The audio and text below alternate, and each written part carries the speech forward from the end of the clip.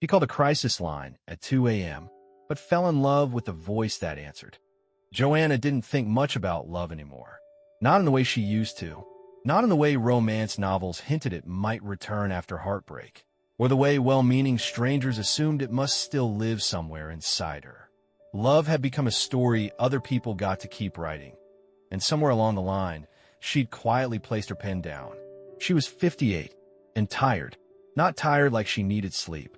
Tired like her soul had been walking barefoot across broken glass for years, and only now realized it was bleeding. She had loved, deeply even, once in her 20s, with wide-eyed naivety and foolish faith. Then again in her 40s, with practiced hope and lowered expectations. Both had ended in silence. Now, she lived alone in a 2-bedroom apartment above a tailor shop, the kind of place that still smelled faintly of mothballs and cedar. The floors creaked when the weather changed. The windows moaned on windy nights. But it was hers. Quiet, predictable, safe. Her days followed rhythm. Coffee with honey at 9 o'clock, a walk around the block by noon, dinner at 6:30. But her nights? They belonged to strangers. Joanna worked the graveyard shift at the San Mateo crisis line. 5 nights a week, 10 p.m. to 6 a.m. She wasn't there for the paycheck. The pay was laughable. She wasn't there for the glory. No one thanked you for keeping them alive at 2 a.m. She was there because the phone rang. And when the phone rang, someone needed her. Not for her past, not for her pain, just for her voice. Warm, steady, real. That was all she had left to give. And for most callers, it was enough. The night it began was a Thursday. Rain tapped against her window like it was trying to be let in. Most of her regulars had called in early. There'd been a veteran in Idaho, a teen in Fresno who just wanted someone to listen while they talked about nothing at all. A woman on her porch with a cigarette and 100 reasons not to go back inside. It was 2:14 a.m. when the call came through. Unlisted number. No name. No context. Joanna answered with practiced calm. San Mateo crisis line. This is Joanna speaking. Are you in a safe place? Silence. Then a voice, low, male, slightly rough, like someone who had forgotten what rest sounded like. I'm not in danger, he said. I just didn't want to be alone tonight. She sat up straighter. It wasn't an unusual thing to hear, but something about the way he said it made her pulse pause. Not desperation, not panic, just weariness.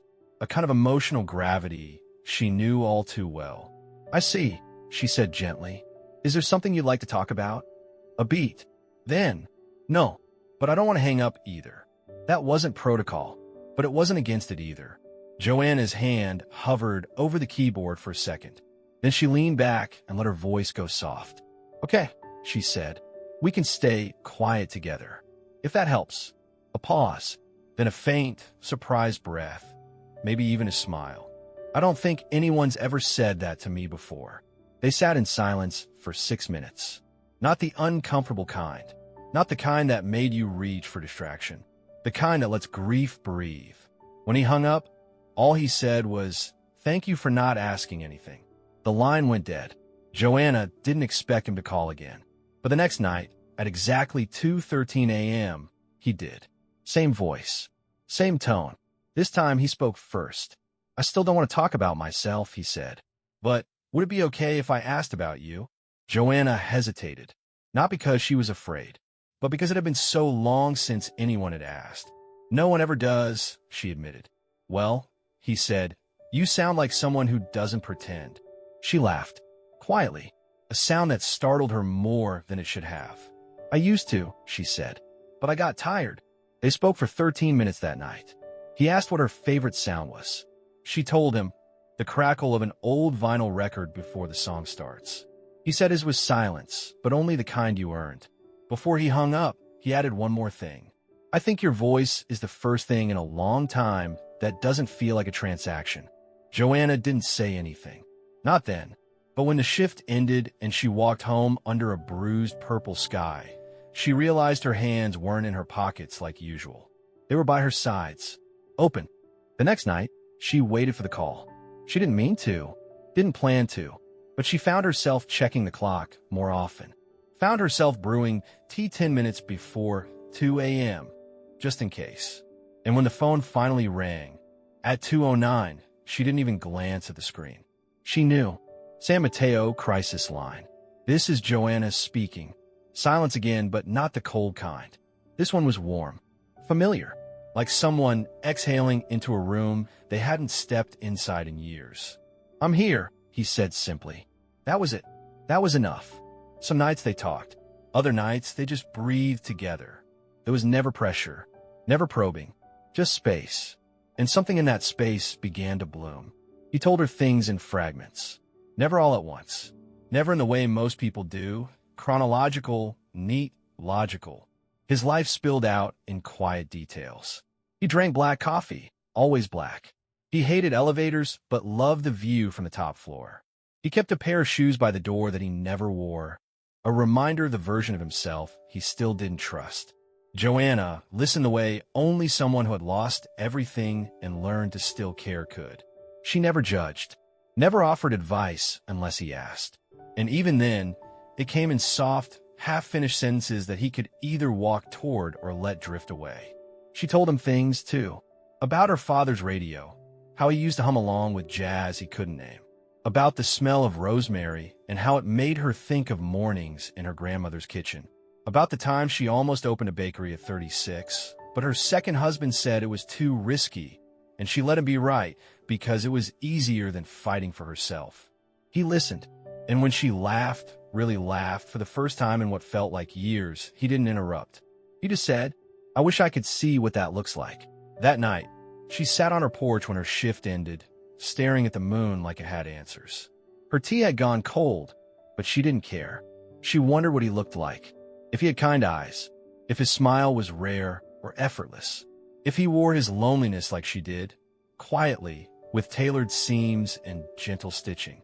One night, after a particularly long call with a teenager in crisis, she stayed on the line even after logging the session. And then he called. "I'm sorry," he said before anything else. "I could tell you were holding something last night. I didn't want to add weight." Joanna's throat tightened. "Thank you," she whispered. It was such a simple thing. So small, but it reached a part of her that had been untouched for decades. The part that used to believe you didn't have to beg to be cared for. She began looking forward to his voice more than she ever admitted to herself. It wasn't love. Not yet. It was softer, stranger. The beginning of being seen, and slowly, terrifyingly, wanting to be. They had no names, no last initials, no social media stalking or digital footprints. Just time and trust, and a line between them that grew warmer by the night. And then, somewhere between one call and the next, he said something that shifted everything. "I know this sounds strange, but I miss you, even when I'm on the line with you." Joanna froze, because she understood. She felt it too, that the second they hung up, the world dimmed. That his voice didn't just accompany the night. It was the night, a kind of sacred punctuation to the day that no one else could offer her. So she said what she had never said to a caller before. "I miss you too." There was no reply at first, then the softest exhale. And that night, when she finally closed her eyes, she slept like someone who had been remembered. After that night, things changed. The calls were still late, still soft, still careful, but now they carried weight. The kind of weight you feel when you know your voice matters. When silence between words becomes anticipation instead of absence. Joanna didn't just wait for the phone to ring anymore. She prepared for it. She set the lighting just right. She began writing down things she wanted to ask or share, then always tossed the notes away, preferring the natural flow of whatever showed up in the space between them. She wore lipstick again. Not every night, not always bold, but a touch of color on her lips that whispered to no one in particular, "I'm here." Sometimes they laughed. Once, so hard, she had to mute the call because she couldn't catch her breath. He had described trying to learn to cook during lockdown and burning frozen waffles. "I didn't even know that was possible," he said. "Turns out it is, if you're distracted by the idea of someone's voice while they're not speaking." It was a strange thing to be flirted with through pauses and shared silences. She didn't know what to call it. It wasn't dating. It wasn't fantasy. It was something entirely its own. Rarer, safer, maybe even more honest. Then one night, just after 2 a.m., he said something different. "I've started writing again." Joanna's heart lifted. What kind of writing? Letters, he said. Not the kind you send. The kind you fold and keep in drawers. Things I never knew how to say out loud. Until your voice made me think maybe I could. Her breath caught. Not because it was romantic, but because it was real, vulnerable, unearned trust that felt holy. She closed her eyes and whispered, "You don't have to explain. I understand." A few nights later, he told her about the shoebox. "I keep one next to my bed now. Empty for now. But I was thinking I might print out pieces of our calls. Or maybe start writing down what your voice makes me feel. Not because I need to remember, but because I'm afraid I'll forget how it felt to feel like this." Joanna said nothing. She couldn't. Her throat had tightened too much. So he filled the silence gently. "Is that too much?" he asked. "I don't want this to be too much for you." She finally found the words. "It's not too much. It's everything." That night, she didn't sleep. She stayed in bed with the lights off, playing his voice in her mind like a record she never wanted to end. She wasn't a fool. She knew people could sound sincere and still leave. She knew emotional intimacy could vanish the second it was tested by physical proximity. But he wasn't asking her for anything. Not her address. Not her picture. Not her past. Only her presence. And she gave it freely. They began asking each other stranger, softer questions. What do you wish someone had told you at 15? If you could only smell one scent for the rest of your life, what would it be? Do you think grief is a place or a person? The questions weren't about information. They were about resonance. One night, he asked, "If I told you my name, would it make this less special?" She thought for a long time, then said no, but might make it harder. Harder to let go, if I ever had to. He didn't say his name, but he told her something else instead. "When I hear your voice, I forget I'm supposed to be someone important." And that, more than anything, was when she knew. This wasn't just connection. It was the beginning of something deeper, more dangerous, more beautiful, not because they knew each other's stories, but because they didn't need to know what mattered. Joanna started lighting a candle before her shift, not for ambience, not for ritual, just to remind herself that something was alive in the room besides her. She had always believed that love was a decision, a series of small, mundane acts you choose to repeat. And maybe once upon a time, that was true. But this didn't feel like a decision. It felt like gravity, a pull she hadn't asked for, but couldn't stop answering. Their nightly calls had grown longer, deeper. There were no scripts anymore, no fear of crossing invisible lines. They spoke about loss, memory, the things they were ashamed to still hope for. And lately about presence. He had started describing where he was. His chair. His window, the way the moonlight hit the side of his bookshelf at exactly 2:36 a.m. He asked her to describe her space, too. She told him about her chipped mug, her old wood desk, the blanket across her lap that smelled like lavender in the past. It was as if their voices were painting a world they could both step into, a world untouched by time, untouched by names, untouched by the threat of being known too much, too soon. And then one night it changed. She answered the line at the usual time. He didn't say hello. Instead, he said, "I dreamed about you." Joanna froze. There had been flirtation, suggestion, but this was a step toward the ledge. She breathed carefully. "What was the dream?" "You were sitting across from me, holding a pen. You didn't speak. You just wrote, page after page. And I kept asking questions, trying to read over your shoulder, but you never looked up."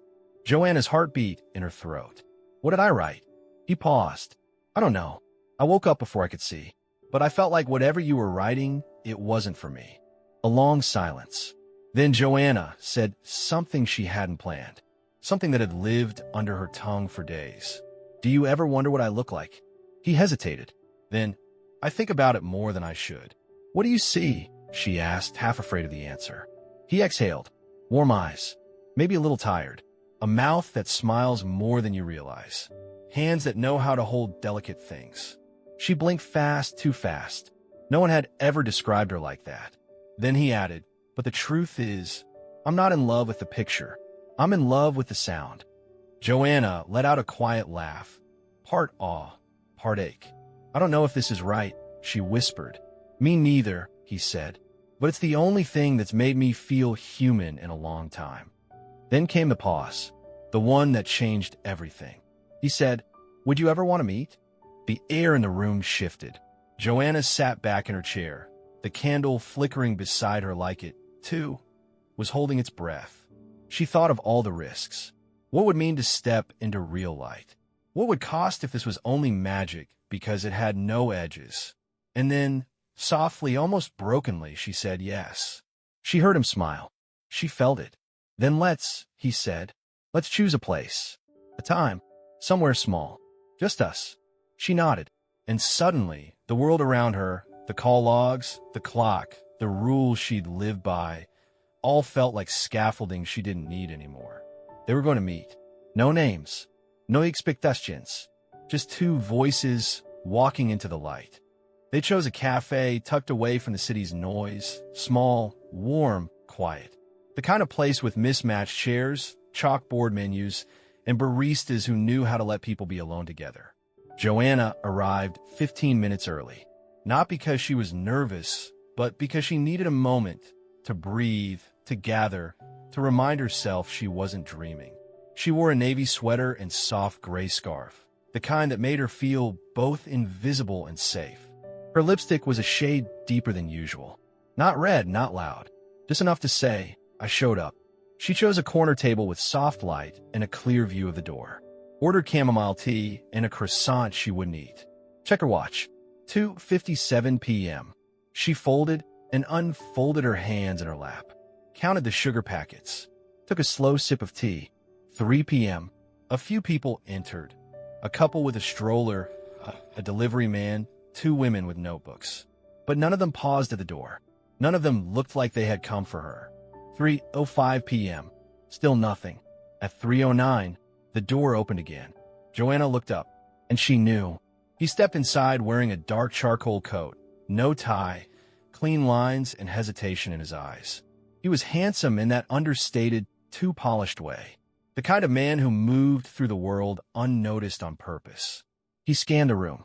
Their eyes met, and in the same second, he turned, walked out, didn't pause, didn't explain, just disappeared.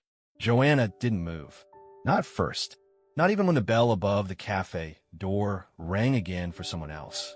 The tea in front of her had gone cold. The croissant remained untouched. It wasn't that he hadn't come. It was that he had come, seen her, and left.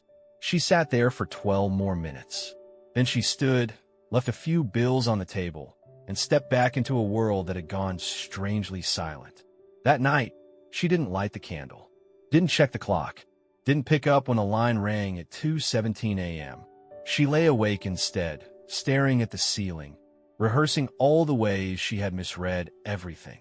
The next morning, she wrote a letter, not because she planned to send it, not because she thought he deserved it, but because the words were crowding her heart and refusing to let her sleep.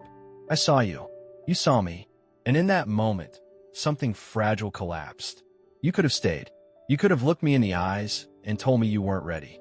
But instead, you made me invisible." She folded it, tore it in half, then wrote again, this time shorter. Maybe the voice was safer. Maybe I was too. "I don't hate you, but I deserved more than the back of your coat." She slipped it into an envelope. No name, no address. Just left it on the table of the cafe, hoping somehow the universe would know what to do with it. And that night, for the first time in weeks, she didn't wait for his call.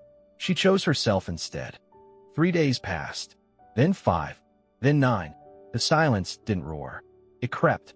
It threaded itself through Joanna's routines like ivy through brick, quiet, invasive, unavoidable. It grew in the pause between her steps, in the way her fingers hesitated over the teacup handle, in how long she stared at her phone before placing it face down without checking it. She didn't cry. Instead, she shrank. Not visibly, not in a way anyone else could name, but she felt it, her presence dimming, her softness retreating, her sense of being seen folding back into herself like a note tucked in a drawer. She told herself it had been foolish, that she had known better, that voices can lie, or worse, vanish. But none of that softened the ache. She still heard him in the spaces he used to fill. The moment just before the tea kettle whistled. The half-breath she always took before answering the line at 2 a.m. The way she now hated silence, because it had once felt like connection. She didn't light the candle anymore. Didn't check the mirror before her shift. Didn't wear the lipstick. She worked her nights mechanically, efficiently, like a woman trying very hard to forget that once, not long ago, she had felt something she thought was already gone forever. She told herself it didn't matter. Until Tuesday. It was raining, not dramatically, just a soft, persistent mist that soaked through jackets and made the whole world feel a little sleepier.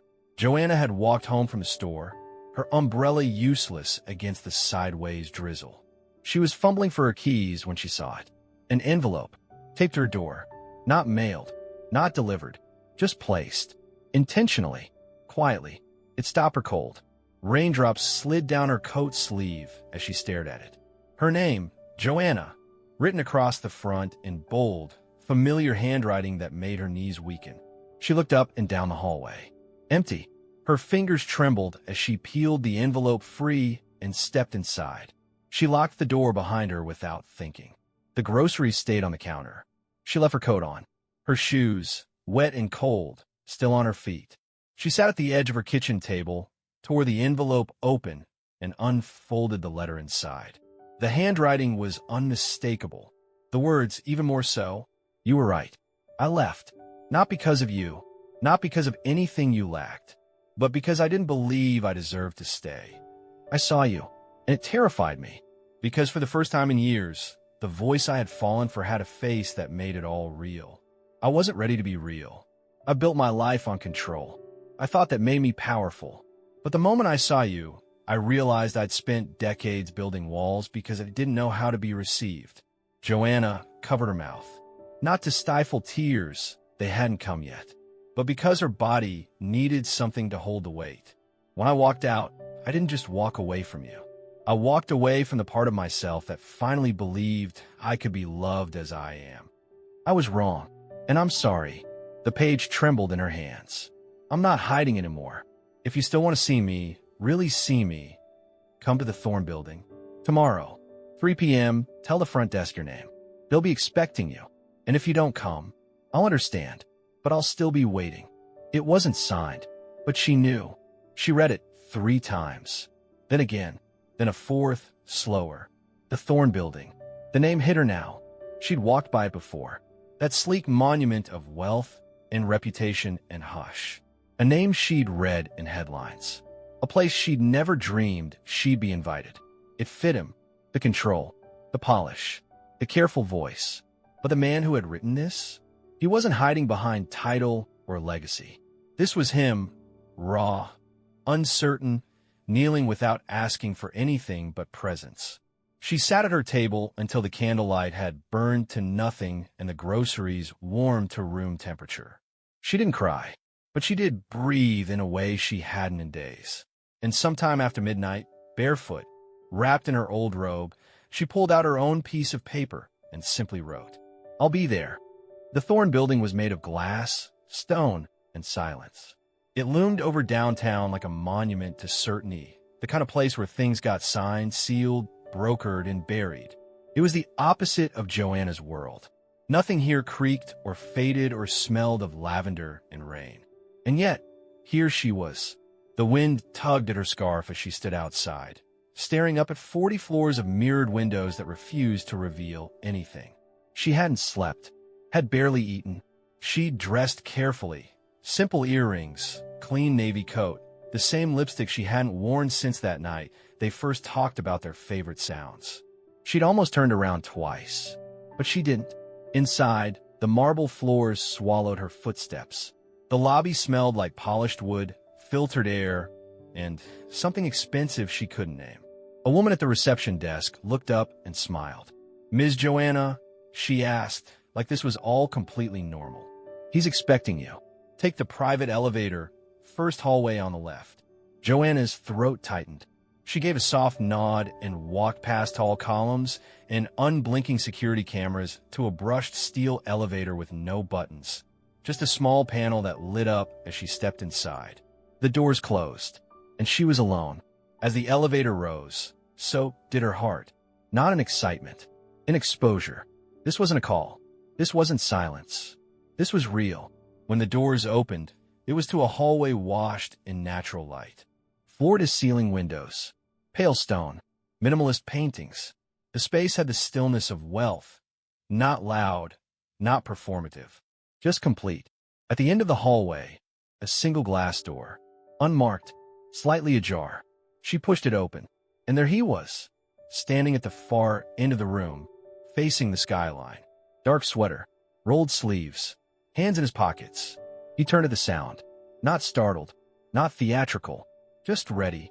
Joanna stood still. He was taller than she expected. Sharper.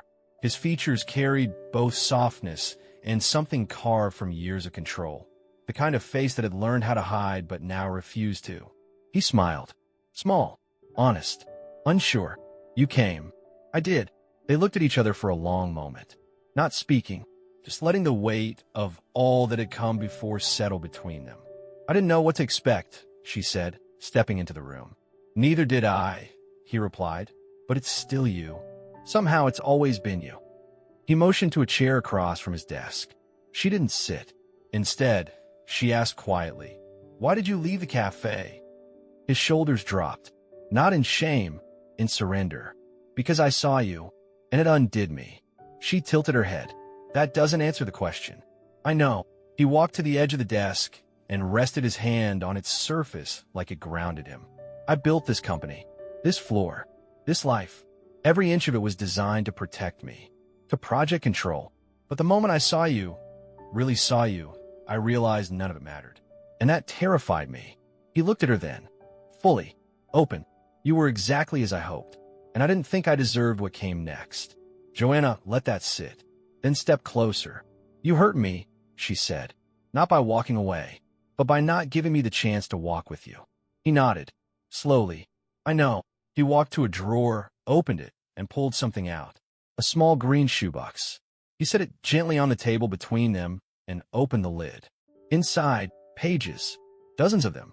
Folded letters, journal entries, printouts of call logs, even a napkin with a coffee stain, and the words "Don't forget this" scrawled in his handwriting. "These are the things I never said," he whispered.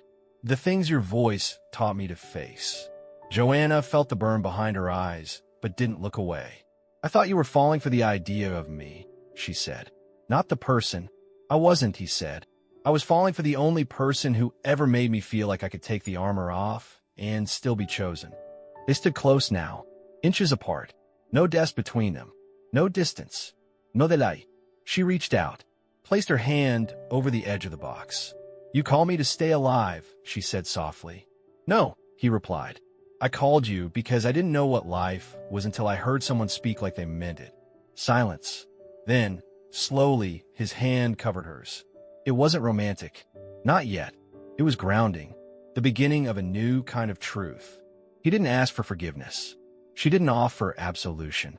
But in that room of glass and breath and second chances, two people finally stood face to face, not as strangers, but as the beginning they thought they'd missed. They didn't sit right away. Joanna and Miles stood by the window, facing the city, but not looking at it.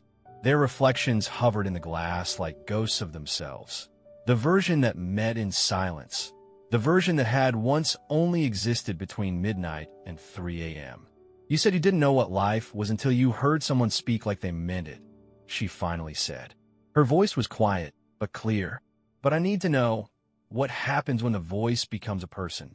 A real, aging, imperfect person who doesn't always get it right." Miles turned toward her slowly. "I already knew you were real," he said. "It's why I ran." He walked over to a side table, poured 2 glasses of water, handed one to her.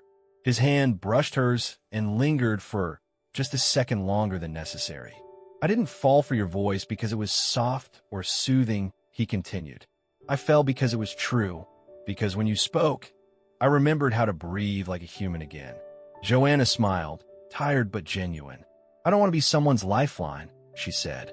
"Not anymore. I want to be a partner. An equal." He nodded slowly. "I know. And you are. I just had to stop being a drowning man to realize I was capable of swimming beside you." That silence returned, the familiar one. But it wasn't heavy this time. It was rich, present. Finally, he motioned toward the couch near the window. She sat. He joined her. He leaned forward, hands clasped. I've built a life where everything makes sense on paper. I know how to calculate risk. I know how to read people, lead teams, manage crisis. But none of that prepared me for you. Because I don't make sense, she offered. Because you make everything else look hollow. Joanna laughed once, softly, and looked away. You say that like it's a compliment. It is, he said. Because you make me want something I've never had. Honesty. With someone. With myself. He hesitated, then added, Do you want to know what my first letter to you said? Joanna turned back to him, interested. You wrote it after the first call? The second, he said. It wasn't long. Just a few lines. He reached back in the green box, shuffled through the papers, and pulled out a folded page. It was creased and faded. He handed it to her. She unfolded it carefully. There's something about the way she says, Are you in a safe place? Like she knows the real answer is always no, but she wants you to believe that maybe, just maybe, you could be. Maybe if she keeps asking long enough. I'll believe it too. Joanna pressed her fingers to her lips, overwhelmed. I never knew someone could hear me like that, she whispered. Not just listen, but hear. He looked at her with something softer than admiration, deeper than affection. And I never knew someone could hold space the way you do, without filling it, without rushing it, just holding it. Her hand rested gently on the arm of the couch. He places over it. This time, she didn't flinch. What do we do now, she asked. We're not voices anymore. We're people. Messy. Complicated. He smiled. Then maybe we start messy. Complicated. Together. Joanna's eyes met his. Do you know how long it's been since someone saw me before seeing my age, my story, my history? Yes, he said. About 11 weeks. They both laughed gently. Not from humor. From recognition. You have a name, she said. And now I have a face to go with the voice. He nodded. And a hand I hope you won't let go of. Joanna inhaled deeply. For years, she had been invisible in plain sight. A woman with a heart no one asked about. A voice that lived in service to others. And yet, here she was, being chosen not despite it, but because of it. And in front of her was a man who had hidden behind power for so long. He forgot the sound of his own vulnerability until hers answered it. They weren't perfect. They weren't young. But they were awake. And for the first time, both of them were standing in a place where love could start from truth, not fantasy. Not expectation. Not rescue. But presence. I don't know where this goes, she said quietly. Me neither, he answered. But I know I want to find out with you. Joanna looked down at his hand over hers, then back at his eyes. Then let's begin. It didn't happen all at once. There was no cinematic kiss in the rain. No sweeping gestures. No declarations that echoed down marble hallways. Instead, it unfolded the way real things do, slowly. With pauses. With glances held just a beat longer, with cups of tea poured for two instead of one. The next time Joanna saw Miles, it was over coffee in a much simpler cafe, her choice. She picked a place with creaky chairs and handwritten menus, where she knew the barista's name and the croissants were always a little uneven. He arrived 5 minutes early. He didn't wear a suit, and when he saw her, he smiled like a man who wasn't afraid of being seen anymore. They sat in the corner. They didn't touch. They didn't rush. They talked about small things at first, music, childhood, the strange ways grief reshapes time. And then, as the hours passed, about what they wanted this to be. No grand plans, no fast promises, just the willingness to meet in the middle of something uncertain. It wasn't perfect. There were moments when Joanna pulled back, afraid, uncertain, convinced she was too late for something like this. Too old. Too complicated. And there were days when Miles retreated into his world of logic and precision, defaulting to distance like it was a language he hadn't quite forgotten. But every time, they found their way back. They chose each other. Quietly. Consistently. Joanna introduced him to her favorite bookstore, the one tucked behind a flower shop that always sold too much rosemary. He took her to a rooftop garden above the city where no one ever would accept him. His place to breathe. He started calling her earlier in the evenings. Not because the night was gone, but because he no longer needed the dark to speak clearly. And slowly the shoebox filled, with real letters this time, things they wrote to each other even when they saw each other daily. Letters with no stamps, no dates, just truths. She wrote about how his silence used to scare her, until she realized it was full, not empty. He wrote about how her voice had been the only thing he trusted when everything else felt performative. Sometimes they read them aloud. Sometimes it didn't have to. One evening, months later, Joanna stood at her window and watched the light change over the city. She wasn't waiting for anything. The phone was quiet. The room was warm. Miles was in the kitchen, humming something off-key while reheating the leftovers they both forgot they made. She smiled. This wasn't how she thought the story would end. But that's the thing about stories. The good ones don't end. They evolve. And this one, it began with a voice. A question asked at 2 a.m. in a room filled with loneliness. Are you in a safe place? Now she was. Not because someone rescued her, but because someone stayed. Because someone saw her, not for who she used to be or who she should have been, but exactly as she was, and chose her every single day after.